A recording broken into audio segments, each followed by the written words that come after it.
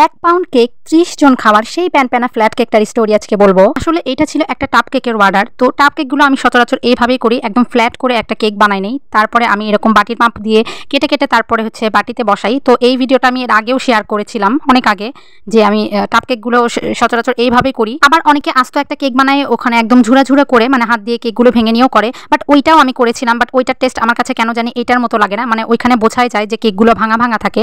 তো যার কারণে আমি এইভাবেই একটা ফ্ল্যাট কেক বানিয়ে নিয়ে সব সময় করে থাকি। কমেন্ট সেকশনগুলো চেক করতে করতে একটা কমেন্ট চোখে পড়লো, ওইখানে একটা আপু বলতেছে যে কেকটা নাকি চিনি গলে নাই, কেকটা নাকি ফুলে নাই, যার কারণে কেকটা হচ্ছে ফ্ল্যাট হয়েছে। বাট এইরকম আমার আলহামদুলিল্লাহ কখনোই হয়নি যে কেকের চিনি গলে নাই যার কারণে কেক ফুলে নাই। এটা আসলে আমি জানিও না, সত্যি কথা বলতে এইরকম এক্সপিরিয়েন্স আমার কখনো হয় নাই।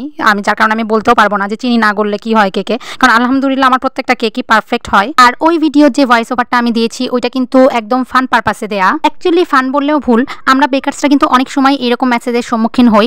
আমি তো এরকম মেসেজের সম্মুখীন হয়েছি যে আমাকে ক্লায়েন্টরা বলে দিছে যে আপু এই 1 পাউন্ড একটা কেক নিবো যেটা যেন 30 জন খেতে পারে, এরকম করে বানাই দেন। তো আসলে তো ওইভাবে বানানো পসিবল না, সেটা তো আমরা সবাই জানি, বাট অনেকে বুঝতে চায় না। তো ওইখান থেকেই ওই থটটা নিয়ে আমি এই ভিডিওর ভয়েস ওভারটা দিয়েছি, আর আপনাদেরকে একটু এন্টারটেইন করার জন্য। That's it.